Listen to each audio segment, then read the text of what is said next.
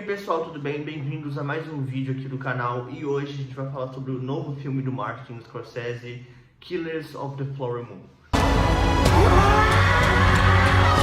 Don't do something you're gonna regret for the rest of your life.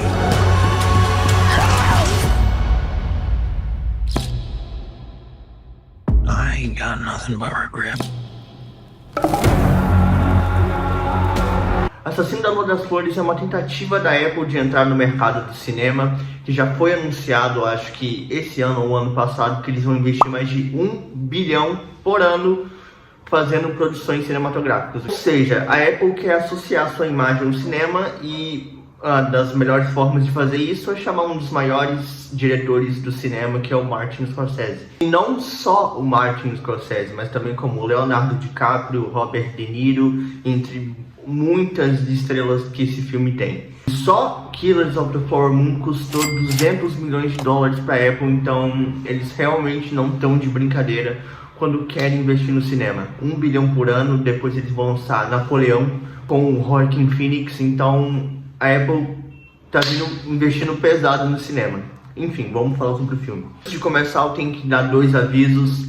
Primeiro, que esse vídeo não tem spoiler. E o segundo é que eu não vou entrar no mérito de adaptação. Vou falar apenas da experiência que eu tive assistindo o filme no cinema. Não, esse filme não é uma ficção. O livro que foi baseado é um livro denúncia sobre esses casos que ocorreram com o povo Osage. Foi anunciado que o Martin Scorsese ia fazer Assassino da Lua das Flores. Eu já sabia que era baseado num livro, mas eu nunca tinha lido. Eu fiquei prorrogando, eu vou ler o livro antes do filme, e se passou 2 anos e eu não li o livro. Eu queria vir aqui falar com mais propriedade sobre adaptação e como foi adaptado, mas não posso. Falando especificamente do filme, eu tinha muita expectativa para ele e talvez isso tenha prejudicado um pouco. Não muito, mas um pouco. Um filme de 3 horas e meia. E eu li muita gente dizendo, não foi pouca gente dizendo, que não sentiram essas 3 horas e meia.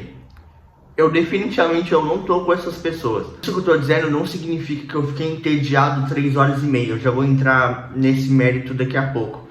Porém, as 3 horas e meia estão ali. Você sente elas. O que é diferente de ser entediante. Eu senti, pelo menos pra mim, tudo que eu vou falar aqui, óbvio, é a minha opinião, que ele oscila. Tem momentos que eu tô muito conectado e muito engajado com o filme, e tem momentos que eu perco todo esse engajamento que eu tinha. E depois ele volta, aí depois eu perco, aí depois ele volta, e ele ficou oscilando desse jeito pra mim.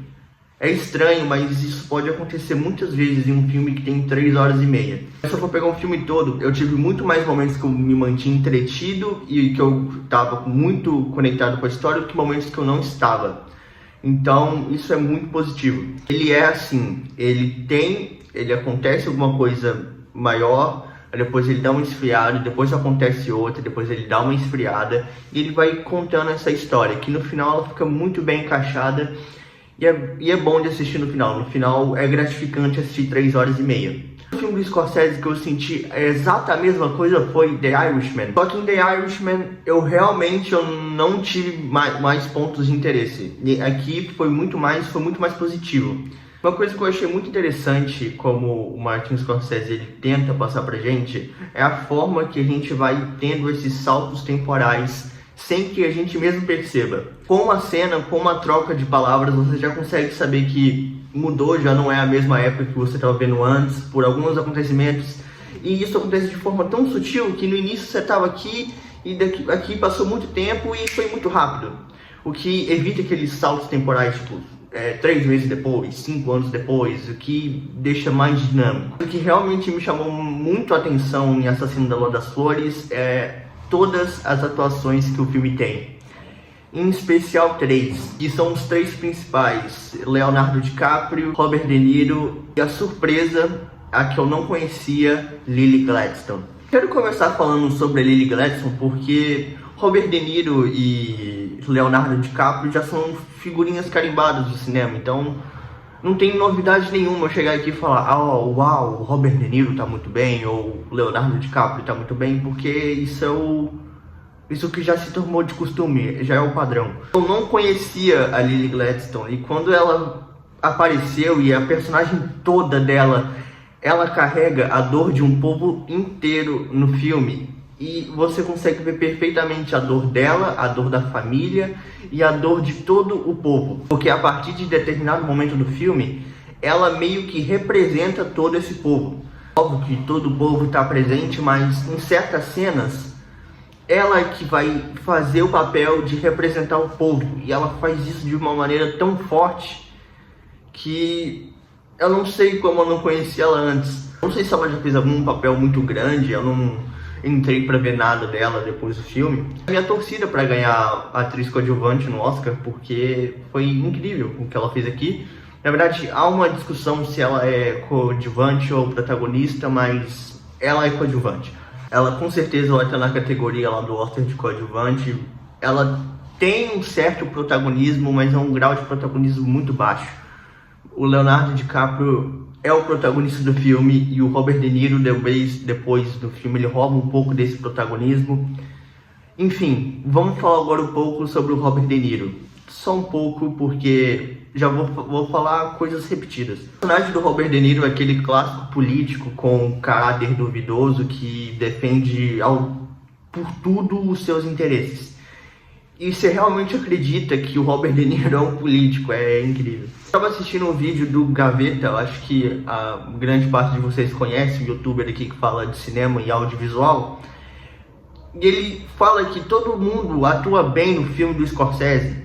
E o que eu parei para pensar, o que é muito verdade, além das pessoas serem boas atrizes e atores, tem um toque ali de Martin Scorsese que você consegue perceber. Mesmo que ele tenha um nível bom, ele sobe um degrau no filme que ele faz com o Martin Scorsese.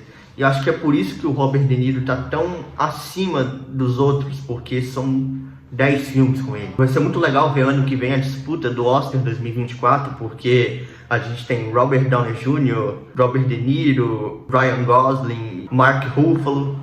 Se eu fosse da academia, se eu pudesse votar, atualmente eu daria o prêmio pro Robert Downey Jr., porque ele, como Lewis Strauss, é muito bom, mas para quem for o prêmio, seja o Robert Downey Jr., seja o Robert De Niro, os dois merecem muito. Voltando um pouco o que eu estava falando sobre o filme oscilar, eu posso me perguntar se tirasse aquelas partes que eu não achei tão interessantes, se o filme seria perfeito.